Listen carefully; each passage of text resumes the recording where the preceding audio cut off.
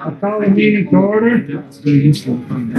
If we could start with the pledge of allegiance. Pledge allegiance to the flag of the United States of America and to the republic for which it stands, one nation, under God, indivisible, with liberty and justice for all.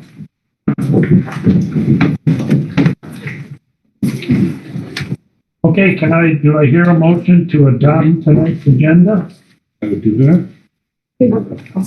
Could we move the merger on 5 up after the approval minutes? Up ahead? Merger committee recommendations and proposed project schedule, move that up after approval of minutes. Also, Major T is going to come in to speak to the board. That would be under transact any other lawful business. That's a lister. Yes. Assessor. Assessor. Assessor. Yes.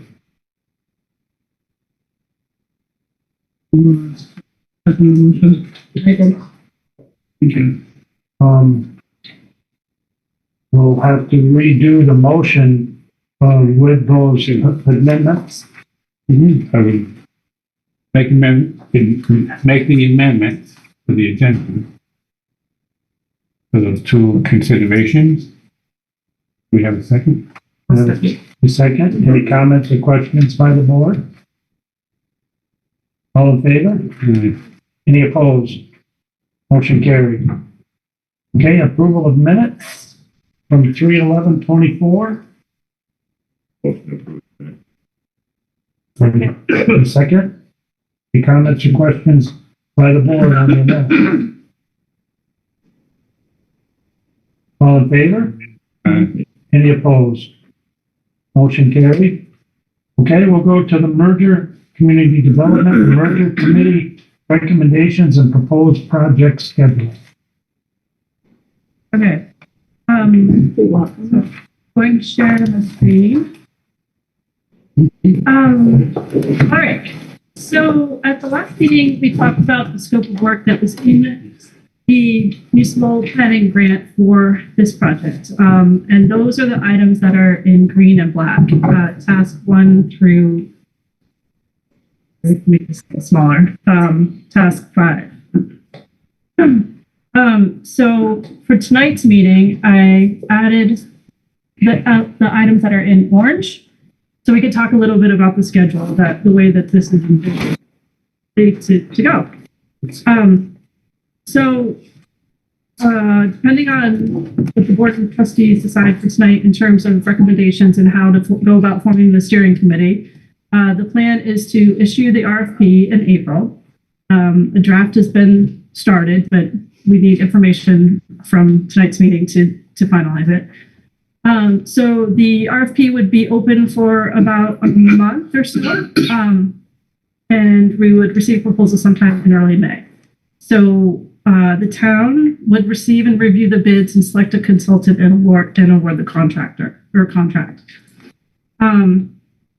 So starting in June is when we would anticipate the kickoff meeting to take place. So we would work that out with the consultant so that we could gather the steering committee with the appropriate people and have that meeting to go over the work plan and the timeline with the consultant. Task 2 are the committee meetings. So the contract has at least 6 committee meetings. Those are essentially working meetings with the steering committee. Those are anticipated to take place July through October, maybe taking some time off in August when people are typically not available. And then October through February, we would have a draft and final report. So the draft report would probably be sometime in November, just from experience. So it's the best time to present a report before the holidays. And then that would be time for the consultants to make revisions and issue a final report in February of 2025. So those community presentations that are in task 4 align with the draft and final report. So task 5 is project management, which is ongoing throughout the entire project. And that was written into the scope of work as Paul and I supporting the project through grant administration, but also supporting the consultant with the information they need. And then at the bottom, I added some post-study items that take place with municipal merger. So this could take place after the project is completed, or depending on the steering committee's recommendations, and if they are able to identify which direction they're headed, it could take place in the later tasks of this project. So that would be at the end of this year. If the committee recommends merger, a new charter would need to be created. That is not written into this grant application, so the committee would need to decide how to approach that. And then if merger is recommended, there are public hearings that are required, a town and village vote, and then a legislative process to approve the new charter. So this is the plan for right now, and we could talk a little bit about the recommendations for the steering committee. But before we do that, I'm happy to answer any questions if we have them here. We have the village trustees here too with us tonight. So. Sarah, is this available on the website so we can read it in detail? I have not put it on our website. Since we're creating a new website, it makes sense to have this on the new website, which is hopefully launching before the end of April. I could attach it to the meeting minutes that we put Oh, on. that would be great. Thank you. I can share that with you later. So I will stop sharing this, I think.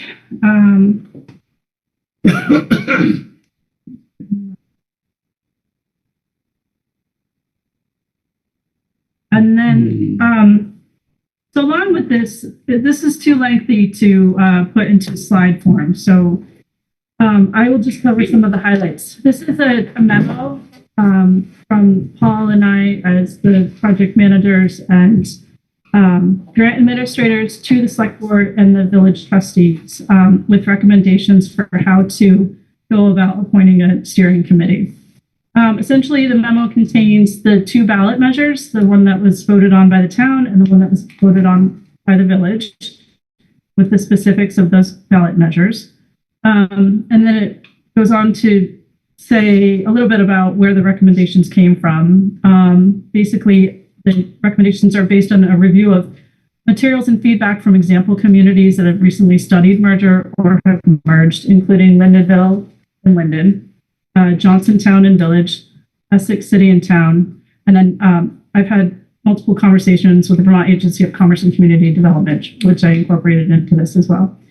So the memo contains information about the number of committee members, the areas of expertise, and other considerations for committee selection. So number of committee members, we have a target number between 7 and 12. And then some information on who was on the merger committee for the town of Linden and Lindenville and what perspectives they came to that committee with. So there's detail on that. The recommendation essentially being that the town and village each appoint an equal number of representatives to the merger study committee, between 4 to 6 people each. Under areas of expertise, I went through the charter that was presented to the legislature for Linden and summarized the different matters that were in their charter that was voted on and approved last year.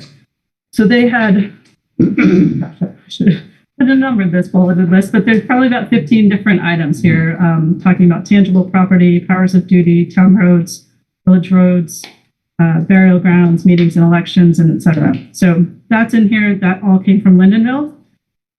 There's a summary of what was submitted for Poultney in its municipal planning grant application and what we identified as the highest priorities for the feasibility study, which are review of finances, administrative functions, departmental operations, non-administrative functions, staffing levels, compensation, equipment and capital materials, real estate assets, revenues for the town and village, and expenses for the town.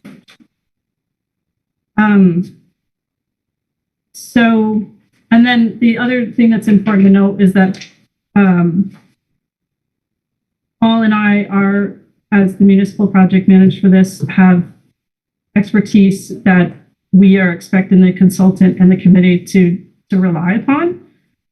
So the recommendations being when identifying the steering committee members, use the identified areas of expertise in this list to ensure appropriate information is available and understood for evaluation in steering committee meetings and the draft and final feasibility report. Recommendation number 2 is essentially consider the role and expertise of the project managers and what Paul and I will be doing to support the committee. Essentially, that's getting information and pulling in the key stakeholders that we need at the right time for that committee. And then the only other consideration that's included in here is that not more than two or more select board meetings or trustees will require that the meeting be held as a jointly warned public meeting. So this will make sure that everyone on the select board and the village trustees has this information to review. And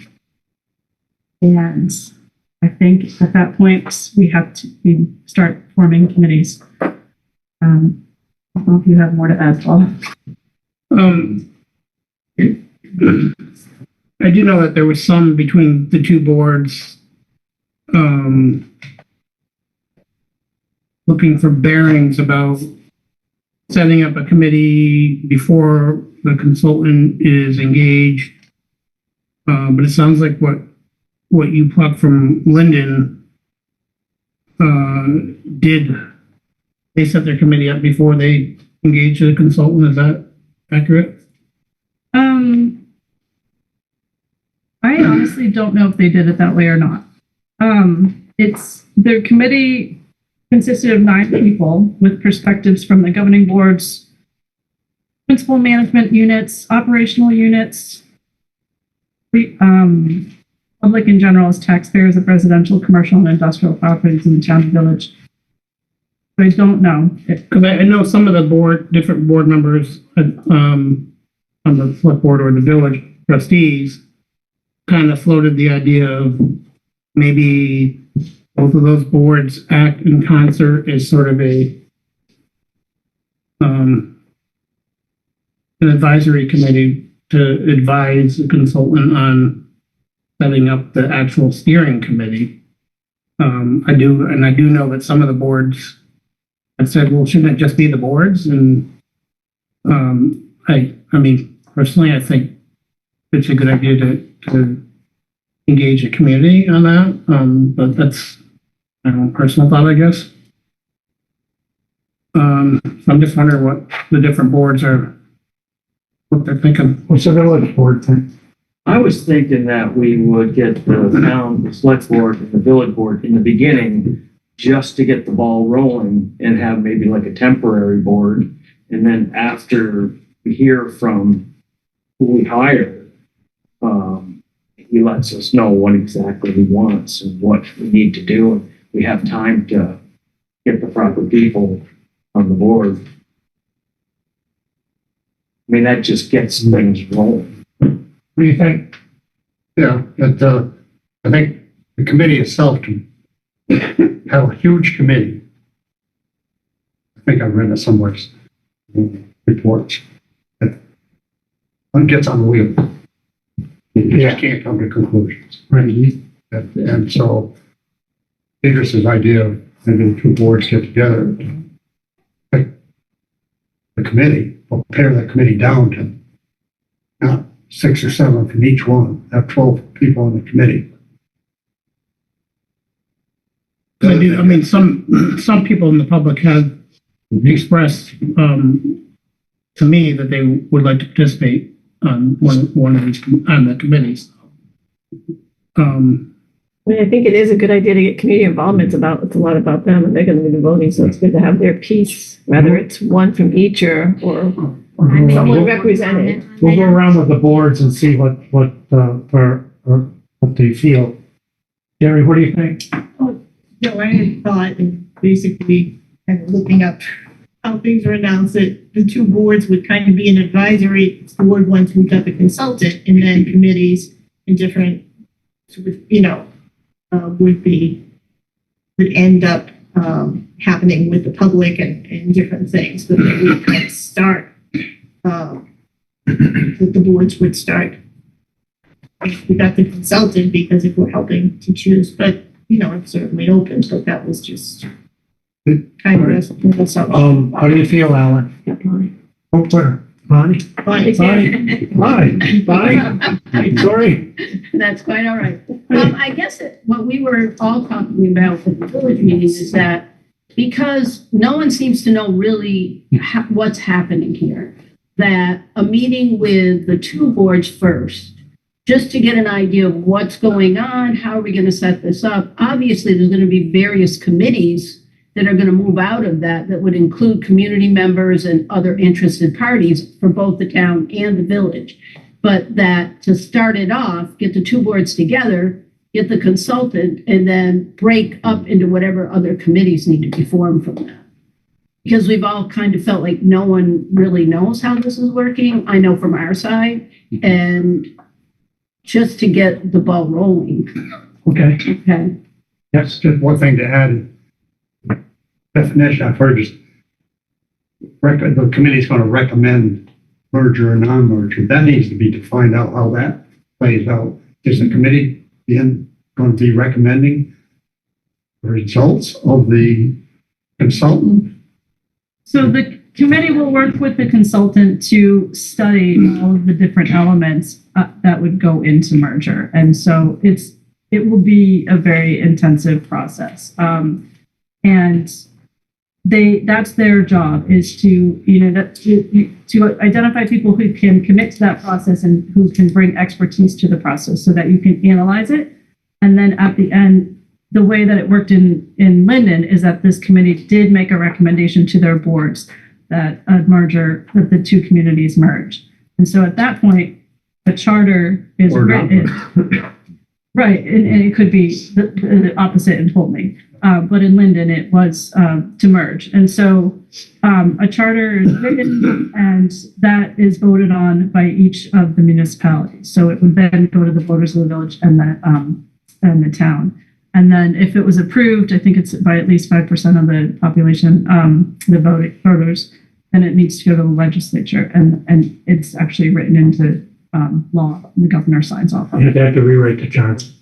That's what I'm wondering, is that the consultant comes up with the evaluation, whether it's numbers, benefits here or there. Is this thing that the boards are then going to recommend to the voters whether we merge or not merge? The committee would make a recommendation based on that report and based on the study that the communities merge or not merge, and then it would go back to the boards to put to the voters. Okay. That answer your question? Alan, what do you think? I agree with what everyone said. The start is the boards to get the ball moving, impressions, outside voices. Art? Yeah, of a similar line. Have you thought of anybody to lead this committee yet? What choice of applicants? I'm hoping the consultant leads the committee. No, but That's what I would. That's do what we I have would any, think. right? Do you have any choices as far as the person to lead the committee? Oh, for consultants? Yeah. There are a few firms that do this work, specifically that we will send the RFP to once it's written, and then we'll publicize it in other local places where those are announced. Right. That's what I would encourage. Right. Okay, Art? Yeah. Sure. You're good with everybody? You're good with it? Having the two boards get together first, sit down. Right. This has to be an open public meeting. Let's sit down and talk about this. Everything we do should be a public meeting, I would say, not executive session. Each time we sit as a board, we come together and the first part of that plan is, again, we have to come together and see what we want to do, what direction we're going to go, type of consultants that we want to hire, and what the consultant is going to do, and how to form a steering committee. Is that what I'm hearing? Is there a lot of different consultants out there, or are we just have a handful of people from? There heavily publicized. Yeah, I know, but is that a big, I don't know. Are we looking at just two people that do this kind of work, or? Well, I know I can name two firms that do this kind of work specifically, and I will find out who did the, so we have the studies from some of these other communities, so I'll go back and find out from those studies. But there's two different ones that I can think of. And yeah, through the RFP process, we'll probably may be able to uncover others. Suggestion is when the two boards are going to meet, if they could have an agenda or something. That was next, so that we're not float around. Yeah, we're not floating in the breeze. We have a direction, we have a plan. And that would be for the next time we meet. So it's now, before we go on, anybody in the audience have any questions they want to ask? My comment, Jeff, was when you were talking about forming committee, just be sure to check how it was worded on the ballot. Okay. As to just make sure that's defined correctly. I really can't remember how the wording was, whether the committee has to immediately have, part of the public part for voters or not. It just says authorize the boards to appoint a committee to study the feasibility of a merger between the town and the village. So it sounds like we're going in the right direction. Okay. So, yes, Mary I have Sue. a question for Sarah. Did you run across any town merger committees that did not recommend the merger between the village and the town? Yes, And what happened then? I have not reviewed those situations thoroughly enough to speak on it. I know that the town of Essex and the city of Essex have gone back and forth about merger for several decades. Okay. And they recently decided to split. But I don't have the details on what happened in those communities. I think that would be something that the consultant and the committee would look at when we get to that point. I was just To your wondering point. what the process would be if the committee comes up with and says, we don't figure it's feasible. Do you still go to have public hearings to, announce your discoveries on that study? Or does it just stop? That's all good questions. We haven't been there before. I mean, it's kind of like a Nancy Drew novel. We will reach that point one way or the other. Yes, Mary Jo. So do you have all the information? Is it still available from the past studies? I mean, this has happened in Pulteney several times over the several decades. Yeah. So is that information still around? That you can, I read some of it, but is it relevant? from what I saw, it looked like a lot of puzzle pieces weren't there. So I hate to say I wouldn't put a lot of stock into what happened before, but from what I saw, it was often, well, someone else has the whole thing, but I don't know who has the whole thing if I didn't see the whole thing.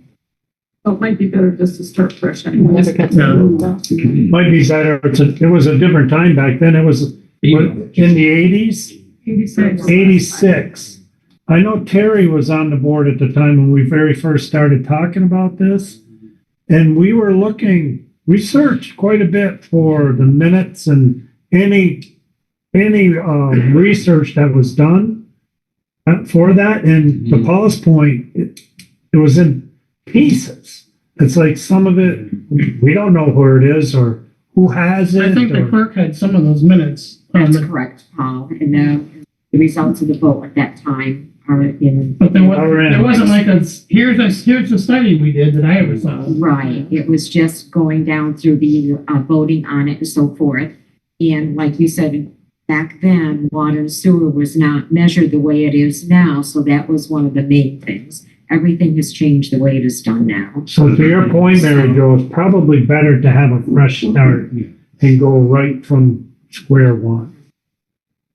So it sounds like we need to get together as two boards for our next meeting soon and have an agenda set for that meeting so that we have a plan, a direction that we want to go in, like your very first bullet. We need to get an agenda to that bullet so that we can discuss our next measure. And if we go out and get a consultant and then have the consultant, he or she, or a firm come in and work with us to do the correct way to set a committee. And a limited number from what I'm hearing, not like 17 people, because you won't get the meetings. You know, we do need it, an equal number from on the committee, from the board or from the town and the village. They need to be open meetings to the public. If it gets a little larger than this as we go, we may have to get another meeting place, maybe the firehouse or the library or someplace like that. So, I'll remind everyone that we have this. oh, that's right. We have the Zoom. I'm sorry, I forgot all about that. But, yes. Yeah. Even if it does still, people want to come physically, we may have to change location, but we'll see. So let's set a date right now for that initial meeting with the two boards and our two, and Sarah and Paul. What we can really do before we get the consultant at this point, or is it gonna be a waste of our time meeting again, not like the same thing? Well, I'm just thinking about what might be on the agenda for the meeting, for that meeting. And I think what I'll do in the meantime is send to both both the boards, this memo, the municipal planning grant application that was written, because it has a lot of detail about what we're doing and why, and what we're expecting to get out of this, that we are required to include with our reporting for that grant anyway. I can send the minutes of the 1986 charter that were written, if people just want to have it, and a list of pre-qualified consultants that I know of.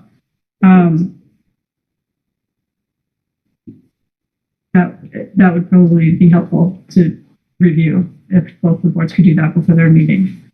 And we can bring that to this next meeting, and from there, all of us discuss what's the next step. I mean, what consultant maybe even. You would initially want to appoint a chair and a vice chair and a secretary of that committee. Of that committee. That's after we meet as a board, so we'll need a chair, a vice chair, and a secretary of the And that would be committee. your first committee meeting, I would think. That does not include you or Sarah. I'm not going to chair it. I'm not going to be the vice chair. Yeah, yeah, they're gonna be they're, Consultants, sort of. they'll be working with the consultants, correct? Mhm. It'll be somebody from the town, village, from that committee. So can we set a date for this meeting to get all of this started? I'm listening. This is not in lieu of a select board meeting. No, doesn't have to be a little select board meeting. No, this can be an entity on its own.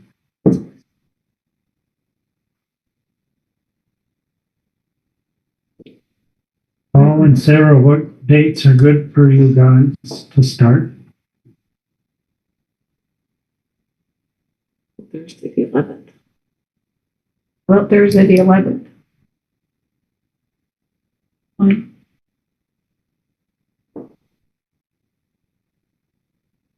Isn't that Paul? You're looking, Sure.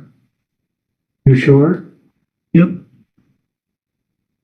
Bonnie? Yes. Jerry? Everybody good with that? You guys all good with that? No. What? time will be here? You won't be here? On the 11th of April? You're gone for a few weeks. I'm gone for a week. Oh, that's right, you're gone out to your daughter's for the wedding. Yeah. be meeting here and or village or what time? When will you be back now?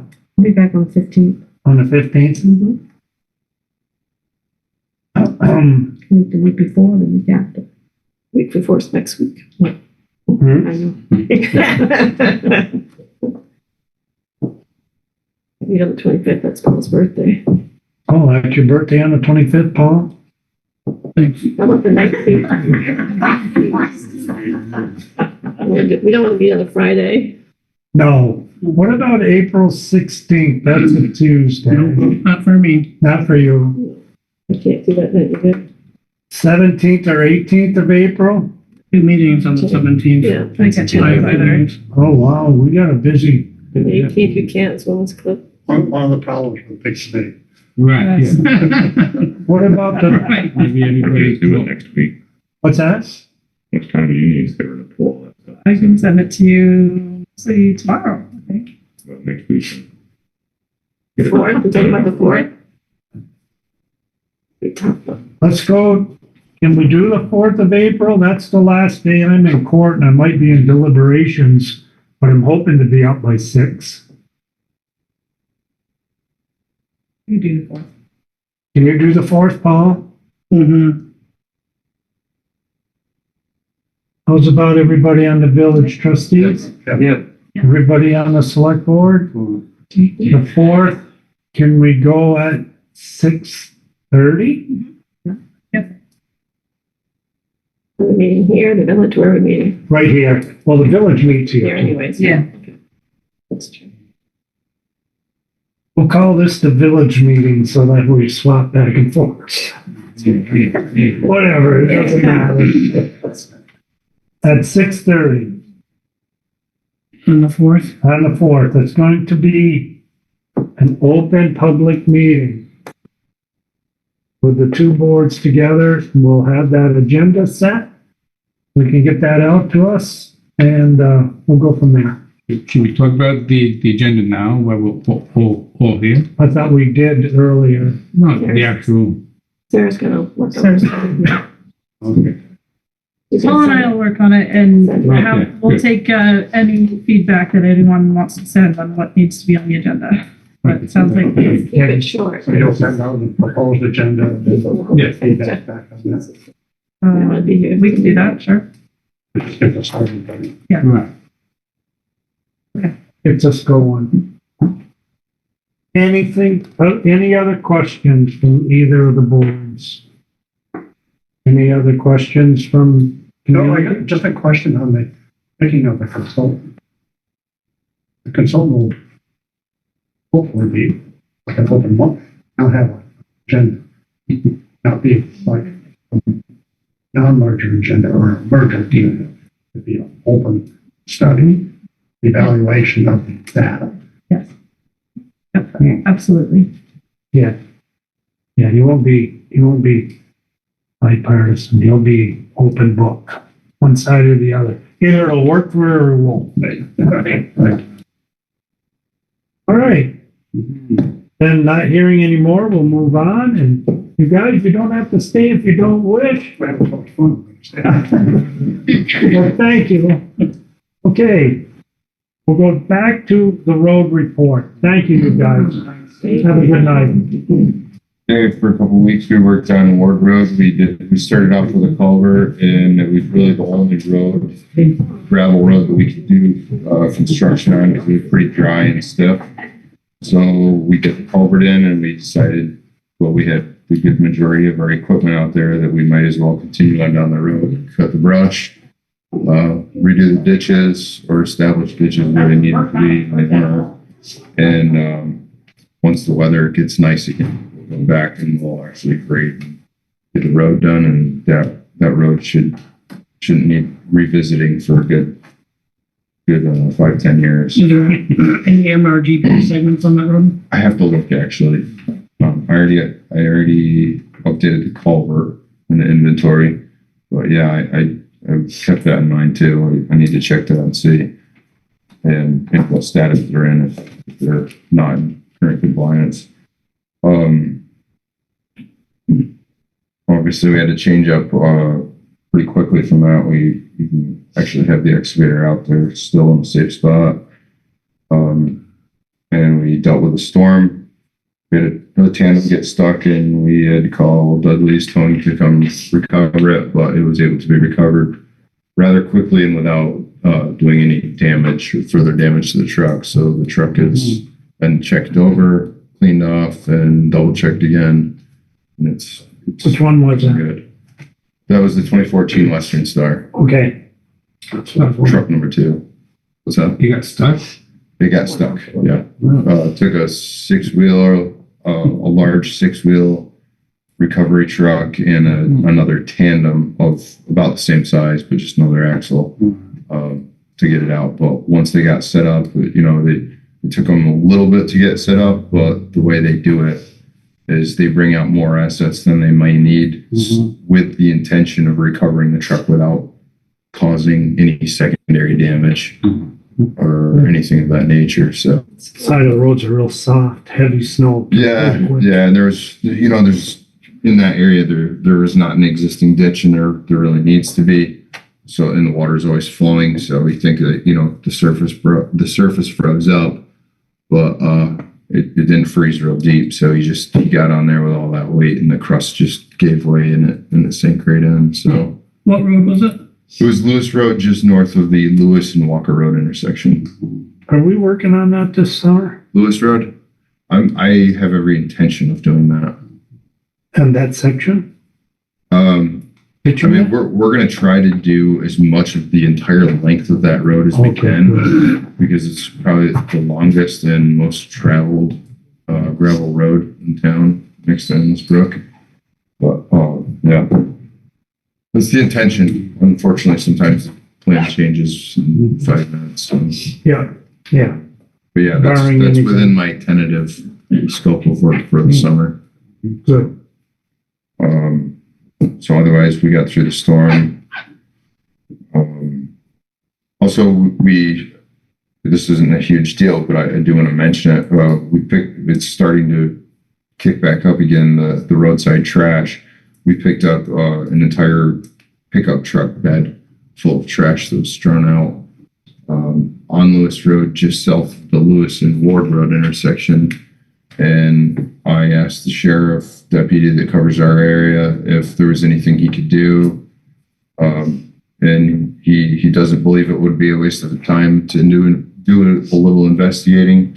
Told him I'm really not looking to hang anyone out, but I want to make an example of it because it's ridiculous. A bag flies off your vehicle, head to the transfer station. Bad things happen. We'll deal with it.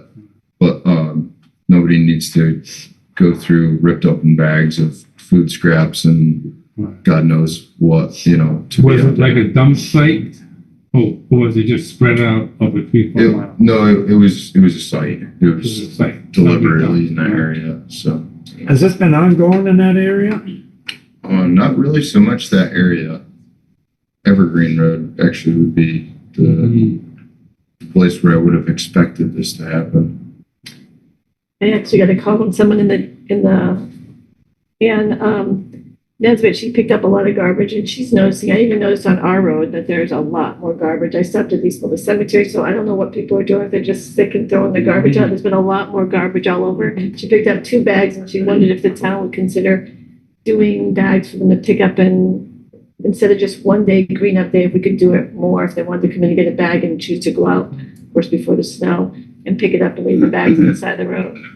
Seems kind of like they're It's like a lot of it. like we get on this kick for like a year. There's a bunch of trash, whether it's York Street Extension or Evergreen Road or around the backside of Loop Road, where there's not a lot of houses that have a good sight of the road, or even Watkins Hill.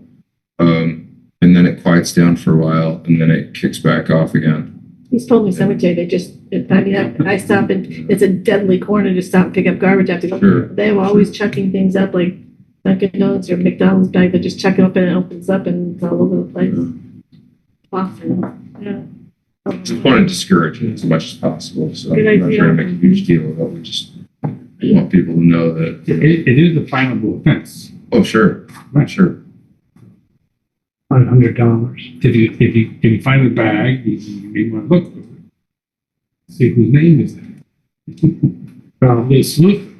Alice's restaurant. Right. It's pretty cool stuff. Okay.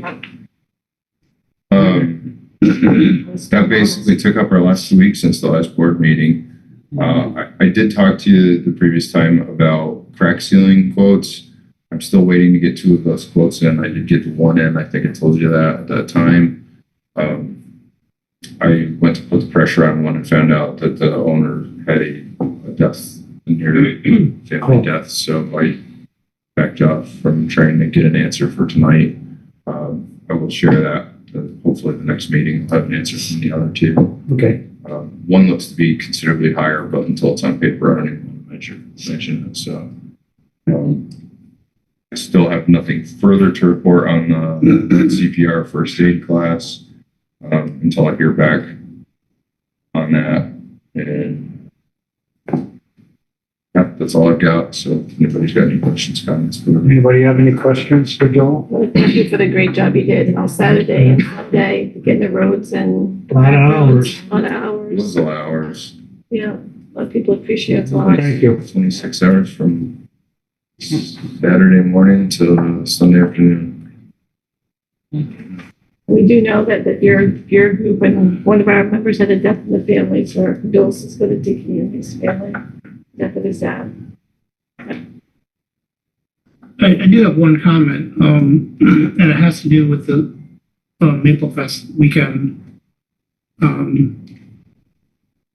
Out of abundance of caution, a lot of the activities for Saturday because of the storm were postponed until Sunday.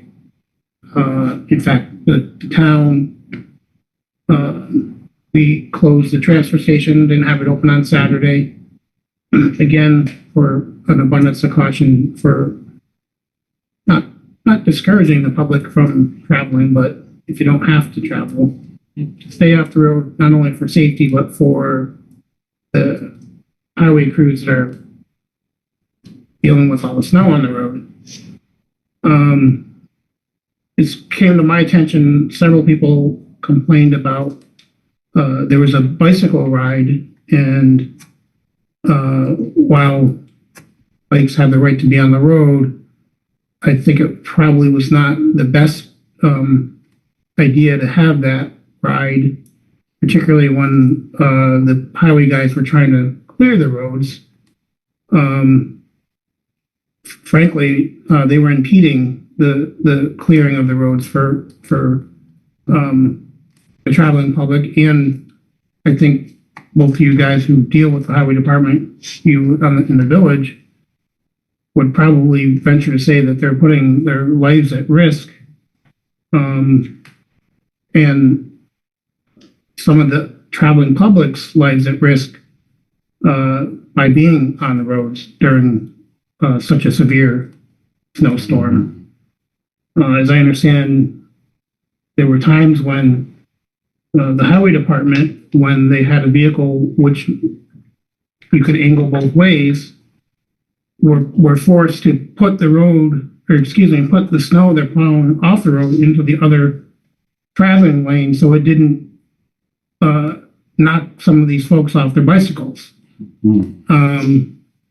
So I really think that,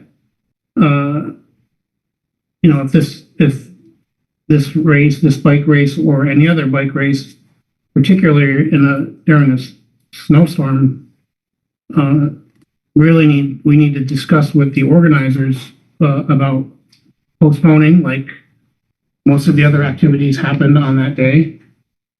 I'm not discouraging bicyclists, but I think there was,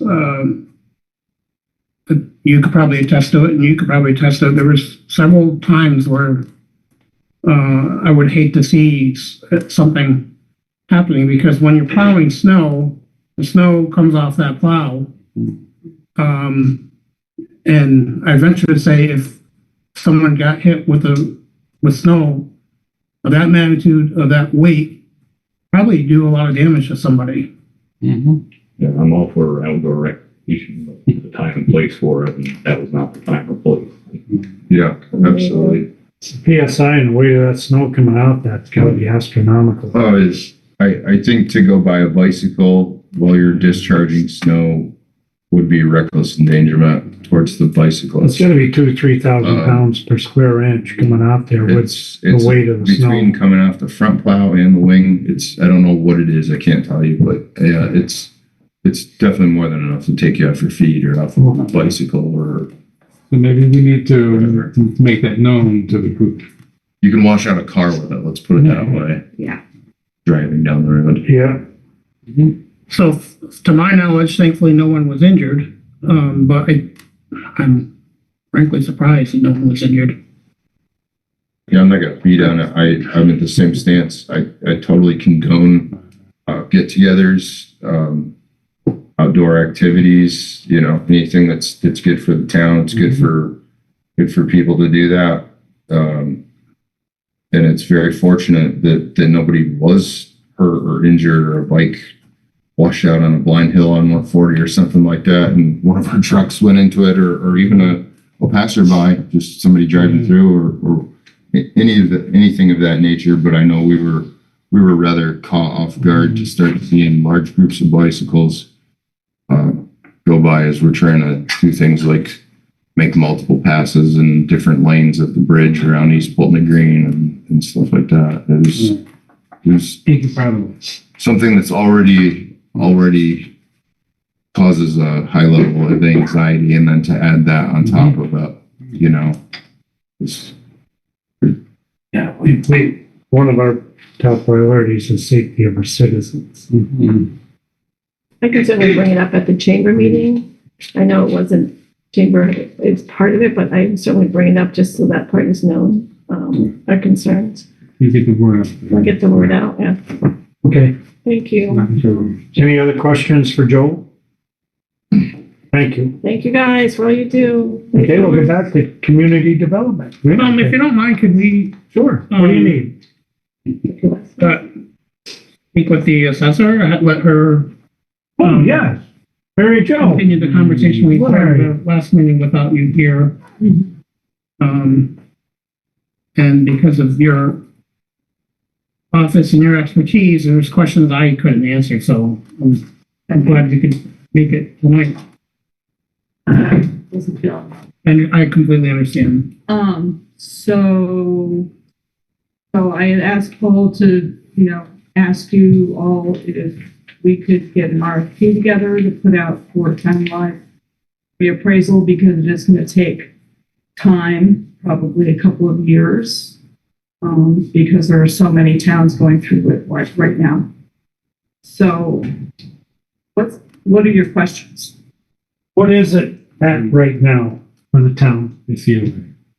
Well, the legislature changed the criteria last year. Okay, So it's no longer your CLA, which is at the, which would have kicked off this year.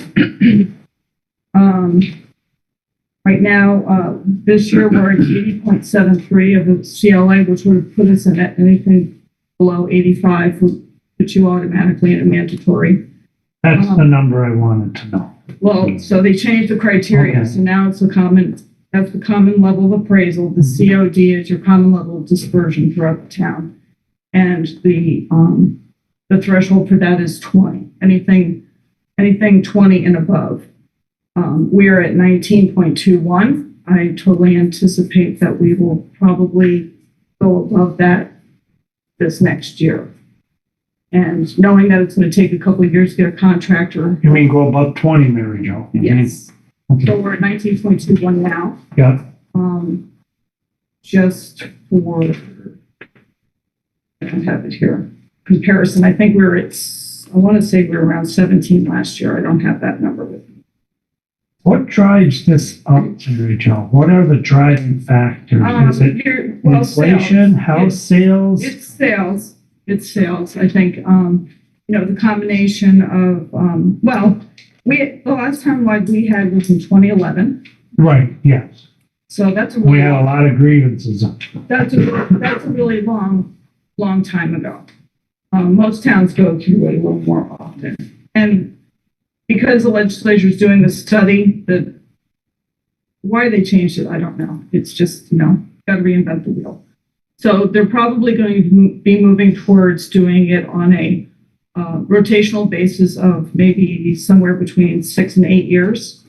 So instead of relying on these numbers, every town is just going to be on a rotational basis. That would be mandatory from the state. Yeah, so the legislatures, they've been doing a study when they make that decision. I don't know if it'll be this year or not to decide that. Part of me says that makes more sense to do that, but I want to know how they think it's going to get paid for, because it's very expensive to do a townwide reappraisal. We're probably What looking at that. is the cost of that? We're probably, Castleton's going through one right now. It's $275,000 is our contract. So, they're a little bit larger than we are. I don't know if that's going to make a difference, but, there is a fund. We should have some money. I don't know what our account has in it. It should have probably 160,000 or so in it. But I don't really know, because every year we get money per person. From the state, we get that money? Yeah, we're paid. And it accrues. And it accrues and we can use that for various things, but we try not to use it because we know. Which is a smart thing to do. We know these things are gonna come up. So I don't know what's in that account. I really don't have access, but Betsy probably. You should be able to get it for you. Yeah, so Betsy can give us handy right numbers. So, whether we'd use any of that money or not, I'm not sure. So, anyway, but, sales is probably the biggest driver. I don't see sales shrinking. But, we had a bit of a recession in, 08. And as we've recovered from that, things have, slowly gotten better and better. And then, when we hit COVID and, sales have been crazy. There's not a lot of inventory, but things that are selling, things are hitting the market and jumping right off. There's bidding wars still. So, we get an occasional kind of level sale. But that's really what's driving it. And it's driving it statewide. So, so it's based on a 3-year study. So every year we pick up a year and we drop off a year. So the study's a rotational study as well. Okay. So that's why our numbers are where they're at now, because we've had 3, if you look at the last 3 years. But what do those numbers mean, the CLA and the COD? Want a definition? The definition? Just give it, well, no, your No, she didn't give a definition. your CLAs are common level of appraisal. Right. So it's a ratio. If you take the ratio of the aggregate value of local education property tax to the grand list. So your education is adjusted. So it's the difference between your grand list and the aggregated educational. And you divide one from the other and you're getting your difference. So they're big numbers. The common level of dispersion is the equity between different types of properties within your town as well. So, Okay, so that's like house for house. well, it's like, it's like in Comparable. Pulteney, it would be, your residential properties of less than 6 acres, more than 6 acres, your miscellaneous land, your mobile homes, your commercial properties, commercial apartments. I mean, there's a whole laundry list of different categories that we go through. And some, there's no change. The biggest change that I've seen is land. Because we did a townwide in 2011, all of our schedules are set from then, from October 2010. That's where your land schedule is set. That's where your building schedule is set. So, building prices have increased.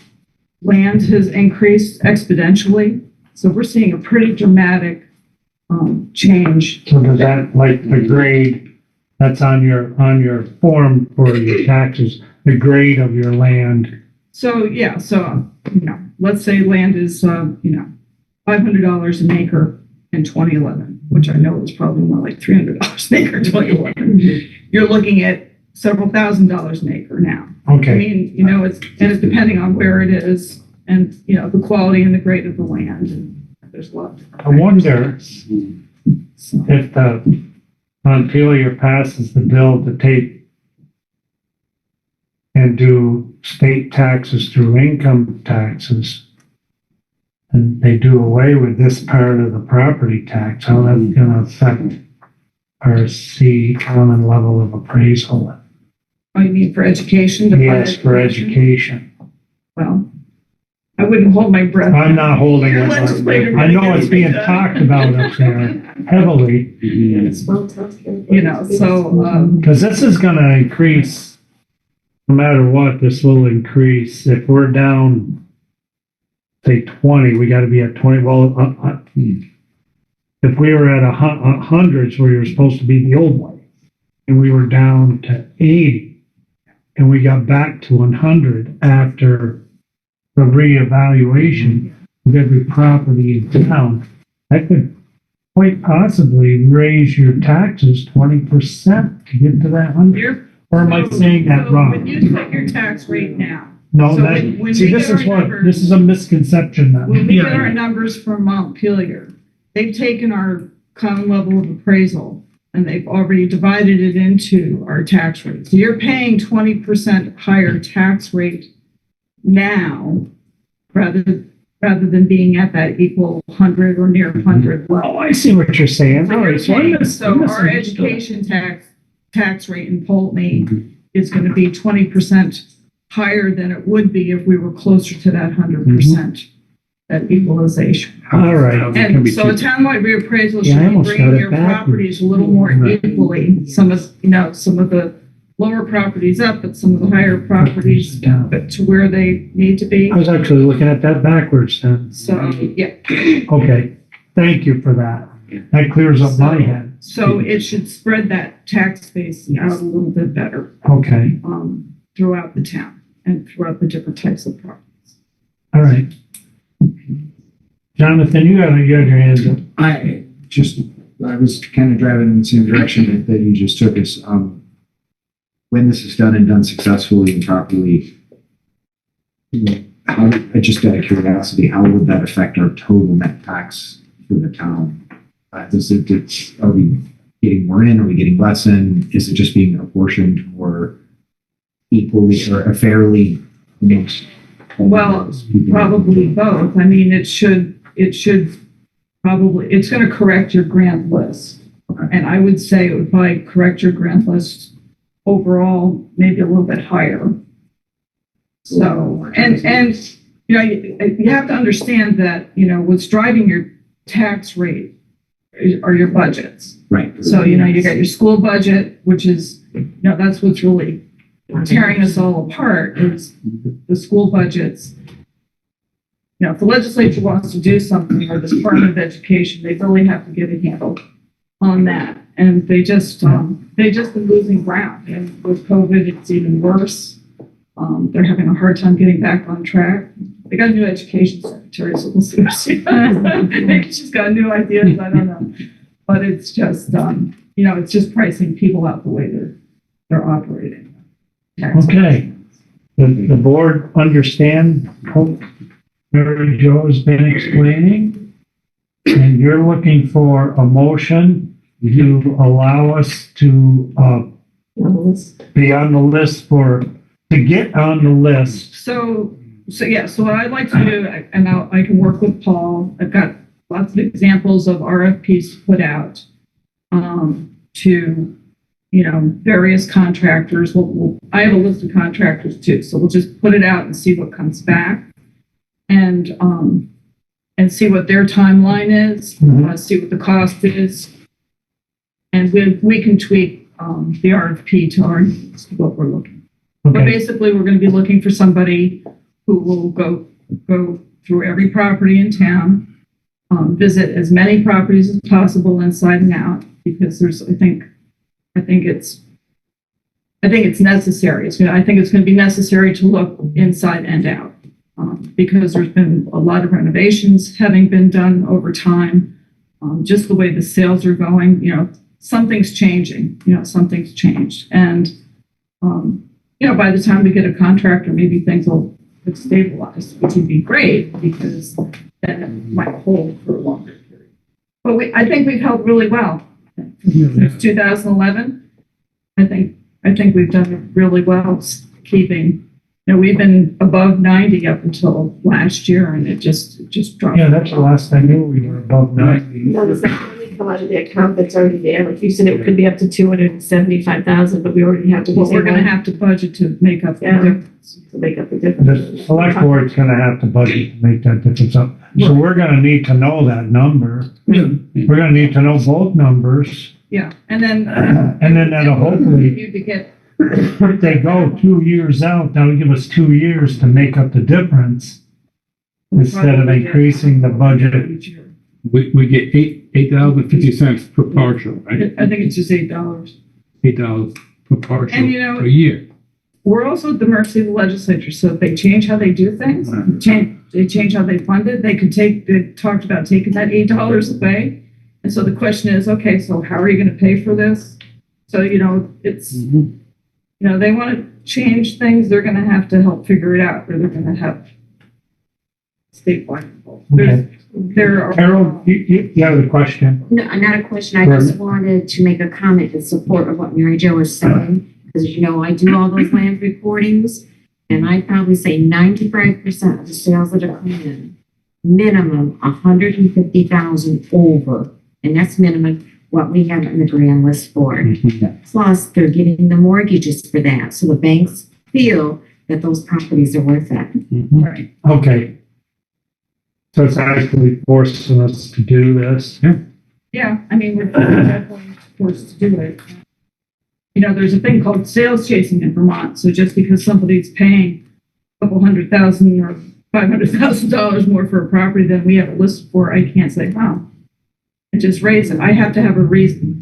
I do inventory reviews. Yeah, and we have to follow I have to see what's changed on the properties, but I can't just randomly say, wow, they paid $900,000 for that property I have in for 4. I can't just change it. Yeah. I can't just change it. Gotta go by protocol. Alan? Good. You good with it? Mark? Sure. Gerald? Al? Do I hear a motion to approve, the RFP for, town evaluation to get on the list for town evaluation? I'll make a motion. Property evaluation, I should say. Do I hear a second? You second, Val? Any comments or questions by the board? Thank you, Mary Jo. Thank you. All in favor? Any opposed? Thank you, Mary Jo. Thank you. All right, back to community development. Back to go. All right. So I asked Paul to put Green Up Day and the 4th of July on the list because we are starting to do a little planning for both. So Green Up Day, I'm the town's coordinator now. Green Up Day is on May 4th this year, and we're starting to get information from the state to advertise. So we'll have posters, we will have maps, we will have a list in the town manager's office for folks to come in and sign up. I just wanted to bring it up tonight because several different groups have been reaching out and talking about where they should green up and who is going to do it. So we have an abundance of volunteers, which makes us very happy. Lewis Road. Lewis Road sounds like, yeah. We'll talk to Joel. But just wanted to put that in the minutes that we will start to advertise it. There are 3 schools that participated last year, several different nonprofits, and some folks that are signing up to take care of the rail trail this year too. So that's great news. Will it be the same when they get their bags here? Same thing we've always done in the past. Yeah, and the Lake St. Catherine Association, I've been talking to Jeremy a little bit about they do a really big event for the lake. So we're just trying to coordinate efforts to make sure that we have covered everything. Won't be too different probably than in the years past. For the 4th of July, I think you were talking about this at the last meeting that I was unable to attend, but I would like to form a small committee to plan the 4th of July this year, just so that there is some knowledge transfer of how it happens and who does what. With the chamber kind of coming close to dissolving earlier this year, the chamber has a huge part in the 4th of July. And so, Huge part? yes. We need an MC for sure. Hopefully it'll be Bob again. Yeah, Bob. But yeah, so there's a few different organizations, the chamber, the fire department, and the town that come together to put on the 4th of July parade. So, if we could put in the minutes that anyone who's interested in volunteering for a committee should contact me, that would be helpful. And I think the other thing that we need to talk about are the events themselves, the parade and the fireworks. So the fireworks are not available on the 4th of July this year. We are tentatively scheduled for the 5th, which is Friday. Paul and I called all sorts of vendors throughout New England, and everyone is booked. We've even looked into alternative displays. Is the 5th the same guy that always does it? You just can do it on the 5th, the same group? Yeah, and she basically told us like a lot of people just don't have enough crews, Right. anymore. Next year we want on the 4th. Yeah, really. One guy said because of the bicentennial or the tricentennial coming up, They're already booked. they're like, yeah, people are booking out like years in advance now. Yeah. I looked into a drone show as well, which actually would have been in our budget if it wasn't on the 4th of July. It was 3 times the cost for the 4th of July. So yeah. That's price gouging. Yes, I know. It's not right. So maybe the fire department wants to get involved in fireworks.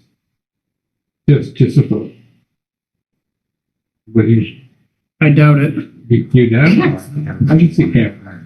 You have to be certified. It's not like you can just do it because you want to. You have to be, there's a lot of goes into doing fireworks. You have to be. There's a lot of power there, I think. So you have to be certified, so you're responsible. That was a big issue, I remember. What happened, Chief? You blew myself out. I don't know about Vermont, but in New York, any chief officer can do it. But we're already volunteering a lot, so much more can do. And we talked about not having them. Wasn't an option, I guess.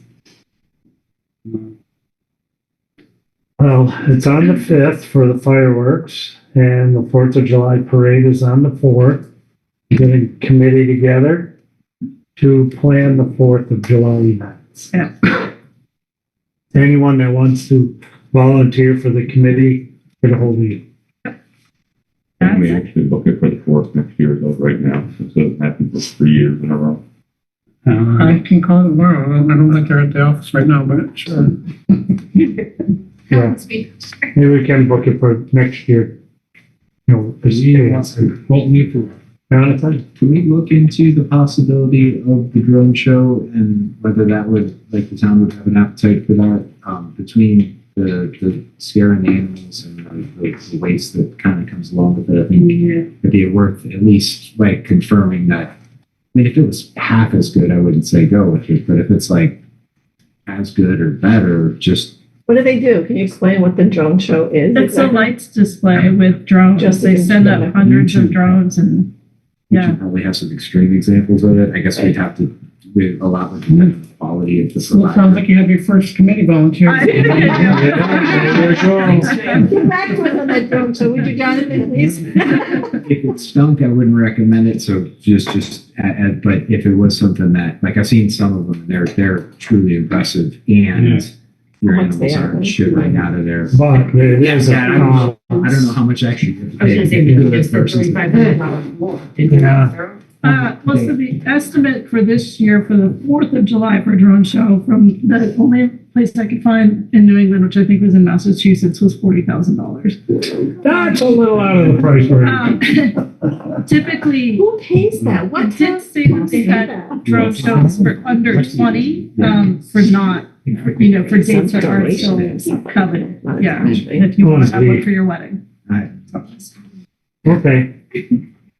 All right, is that it, Sarah? Yes, yep, thank you. Any questions for Sarah? Thank you, Sarah. Thank you. Yes.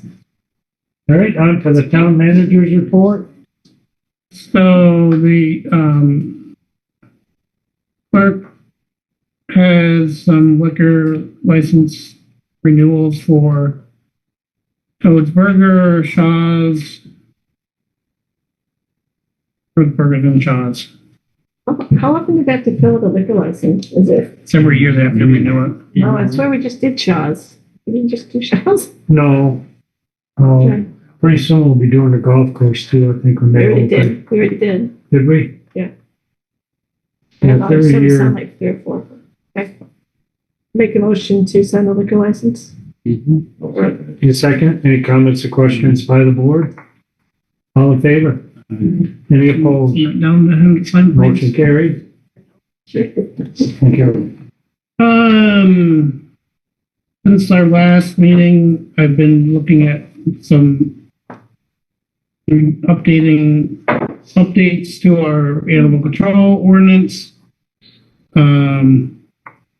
VLCT has a model that, and Fairhaven has actually very aggressive, animal control ordinance. Looking at that piece of paper underneath you.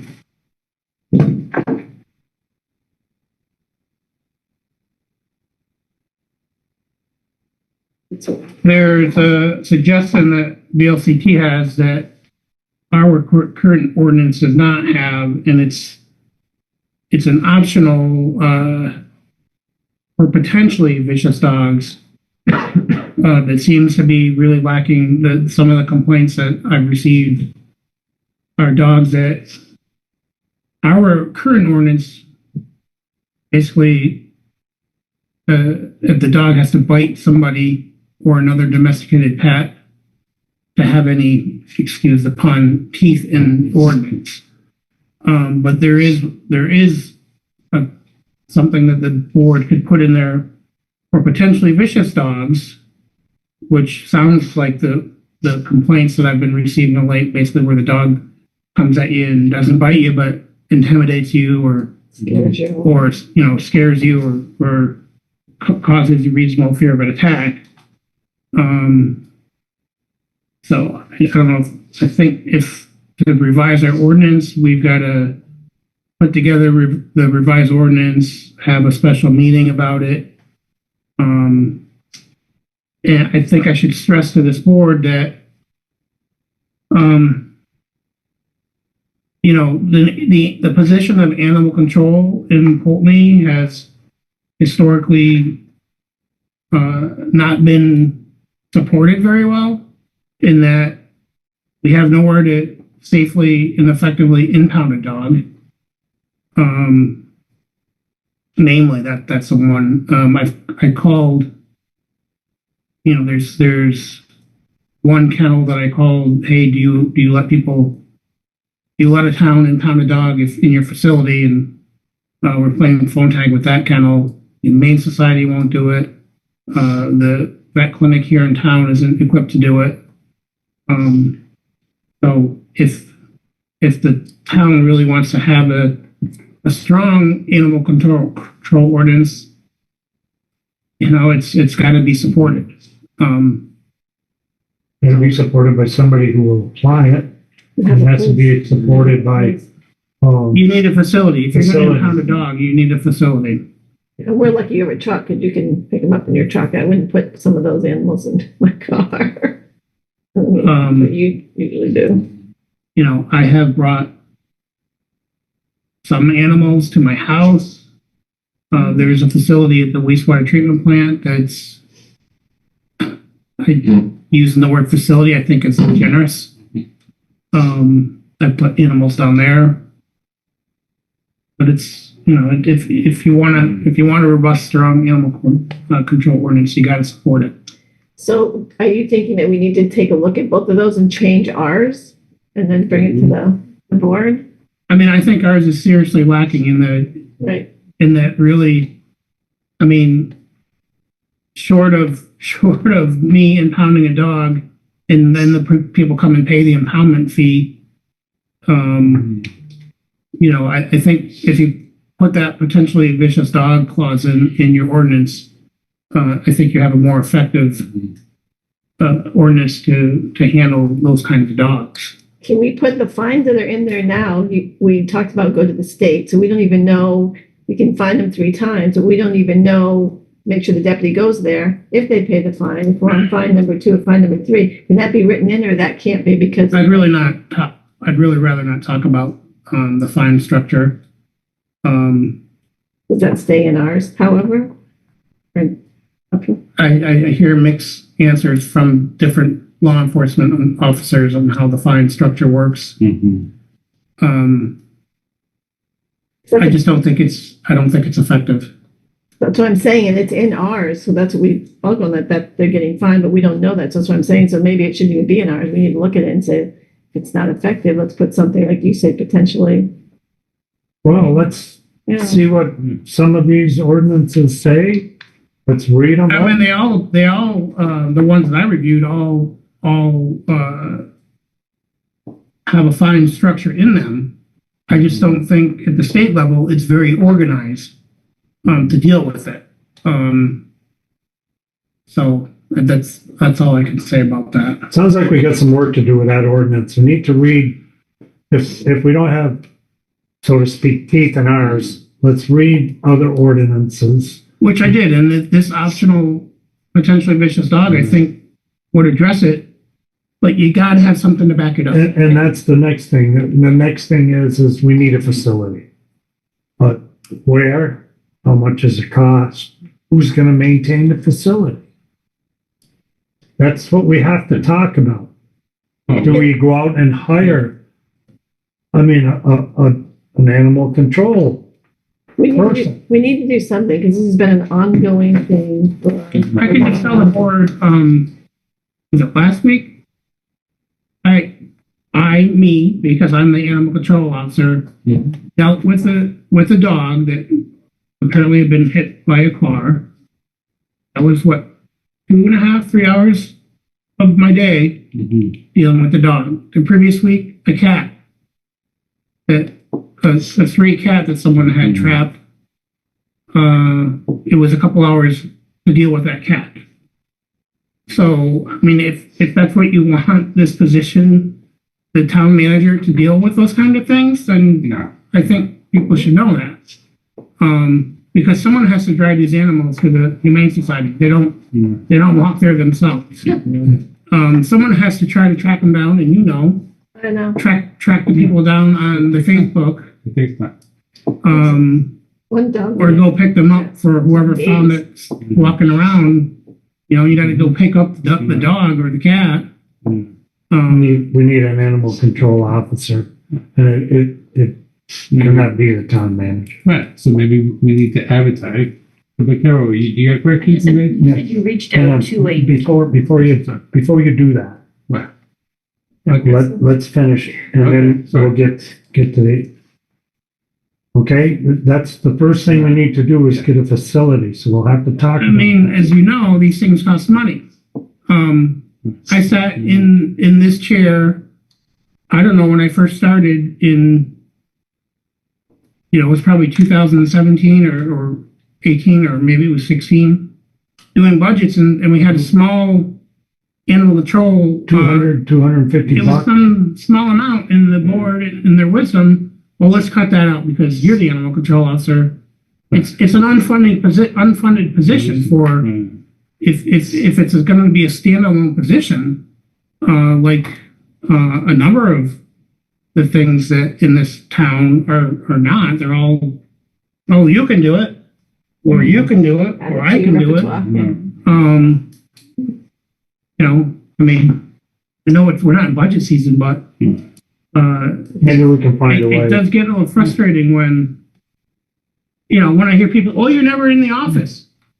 Like, well, no, and not if I'm doing whatever it is I'm doing that day. Oftentimes your job is not in the office. Right. Manager. Right. So we'll have to look at that. Carol, Just wanted to know where the kennel is that you, like, what is the closest kennel that you reached out to that would take a, Well, I don't know if that, you mean if I had to impound a dog? yeah. I don't even know where a kennel is like that. I left a message for a couple of the kennels who do boarding to see if they would do the, be my impoundment facility. Wasn't it Dr. Pittsford that used to do it? Well, that's where that's where the Humane Society is. Right. So, I mean, our vets won't even do that. And it costs money to put an animal down if no one claims it. So it's expense too. So we're also dealing with that part of the money issue too. Well, we got some work to do by the sounds of it. We'll have to look, number one, if we're going to do this correctly, we need a facility. And then we have to hire a person to be the animal control officer. That could be a little difficult, but let's see. We need to start working, and we need to look at our ordinance to change our ordinance. I mean, I'm not complaining about doing it. I'm just letting people know, like, if I'm dealing with the dog for 3 hours a day, that's You're not 3 hours a a zoning. day. I'm not dealing with something else. Yeah, you're not looking at a zoning permit. You're not. I should add just a little bit to this. In the past few weeks, I've been sitting in on some planning meetings for state level and regional around outdoor recreation and economy. And I did some polling in the community before I went to these meetings about, what people were feeling about these things so I could provide the appropriate impact. And dogs came up again and again and again.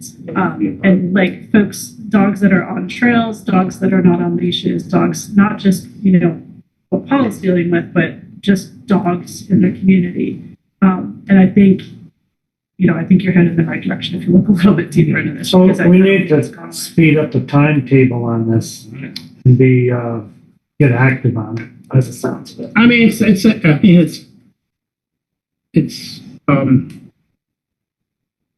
Been an issue for quite a while, last couple of years, a big issue. Jonas had to do Because, So we'll just start working on it. a lot of them don't have their rabies shots. We already had that issue too, so. Yeah. Jonathan? Is there other local municipalities around that have gone a little bit further in the process we're undergoing where we could share resources? Like I'm not sure, Paul, you could probably speak most intelligently to this, if we could keep a whole person occupied just with our needs, but are there other folks that are maybe like partially needed where they're currently established that we can borrow a good chunk of time from them and have them serve in a similar way and we don't have to? I was already thinking of that. I don't know. There will be discussions in the future on how you get your personnel to do that. I've been thinking about that. A lot of the vets have gone out though. There's like 3 vets that are around our area that have gone out of business. Yes. So they're having a hard time struggling. So they don't have a place or anything too. So a lot of them are coming this way, even over the border. So I know they're dealing with a lot of those issues too. You expand beds. Okay, well, we got some work to do. I just have a note on here. I spoke with the state lead engineer on the South Street Bridge project last week. We should be getting the preliminary plans for that project sometime this week. They plan on, you may recall, they came and presented to the board and the public their recommendations, which this board approved the recommendations. And we've already had some preliminary in the field meetings with the to be impacted landowners, homeowners in the area.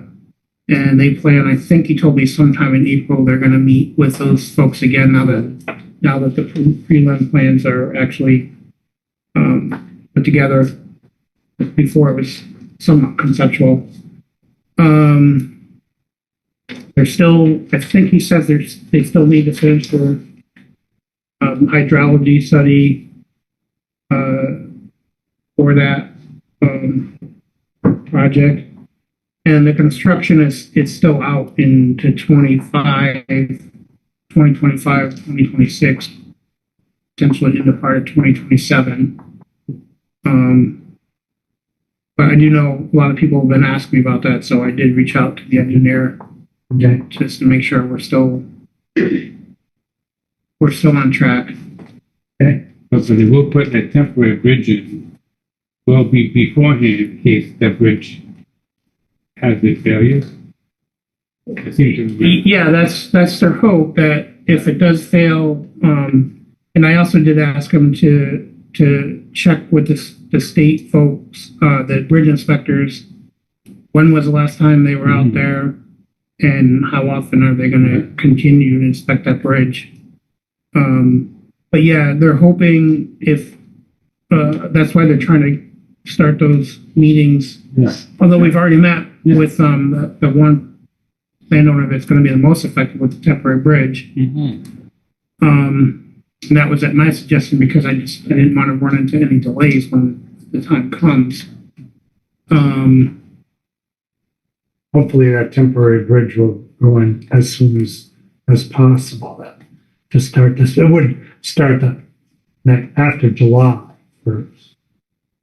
I don't want to say any date specific because he was sort of, could be the fall of this, could be the fall of that, and it could Okay. spill into the That's spring what of I was that. wondering. So I There's don't want people to say, there's no "Well, certain you date to said start. that it was going to start in, Okay. as you recall, or maybe you recall, and some of you folks weren't on the board yet, the bridge in East Pulteney, they can't even send it out with an RFP until they have all their easements secured. And, I think this board, when that East Pulteney Bridge, it seems to me you can say whatever you want in social media, where people thought, oh, why didn't you send it out to bid before? Like, you can't even send it out to bid until you have all the easements and, the ink's dry on the stuff. So I think it's important to remember that. They need those easements even to put, those all have to be filled before they even put the temporary bridge in. Right. Okay. And if you recall, from previous projects, if those negotiations are not fruitful, then the town has to go, the eminent domain route, which, could make it even a longer process. Okay. But I know we don't want to see, I think the bridge was out before for 28 days, and it was not a good. It was very difficult for a lot of people. Since we're on that side of town, have you heard anything from Fitzgerald on the? Yeah, I've signed the contract. His secretary emailed me last week, or his assistant emailed me last week. So I got to reach out to her as to what she's looking for. Okay. We're moving on that project too. That's good. That's the trestle.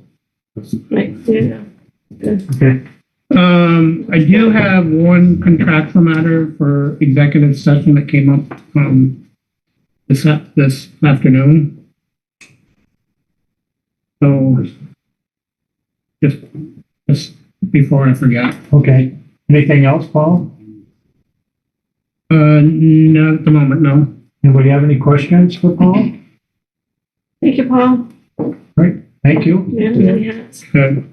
Well, let's see, we did transact in the other lawful select board business. Let's see the words. Rutland Regional Planning Commission? So the Regional Board of Commissioners met last Tuesday. It was pretty, it was a pretty uneventful meeting. The Brandon Town Plan and Paulette Town Plan were both confirmed. The program highlight for the evening was the Rutland Region Asset Mapping Project, RAMP, which is led by Nick as the GIS planner for the RPC. It's a website that has all the attractions, events, and landmarks that are within Rutland County. It's a work in progress, but it has it will have all sorts of destination type events at the county level. I wrote to Nick this afternoon and asked him if we could reuse the Vorak brochure that we had gotten a grant for many years ago that he was involved with as well, which identified all of the recreation assets in Pulteney. The business listings on that brochure are outdated, so I will help to update that if needed. And that's it. The TAC meets this Thursday, I think it is. Okay. Thank you. Thank you, Sarah. On to public comments and concerns. Just one question. Is there any update on the regenerative land holdings project down the street?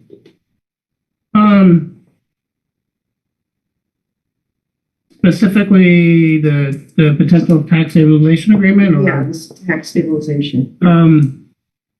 There was some back and forth between the select board and, the regenerative land holdings folks. And the last, counter proposal, if you will, that this select board, proposed is in their hands and I haven't heard from them yet. That answer your question, Mary? Yeah, I noticed they've been doing some window replacements and other improvements in some of the buildings, so they're moving on something. Yeah, they are renovating that one building. Yeah, the one building by the library. Beautiful. All right, any other comments or questions? No hands up? Okay, do I hear a motion to sign board orders? Make the motion. Do I hear a second? Any comments or questions by the board? All in favor? Any opposed? Motion carried. We need to go into executive session for contractual matters. You wanna? I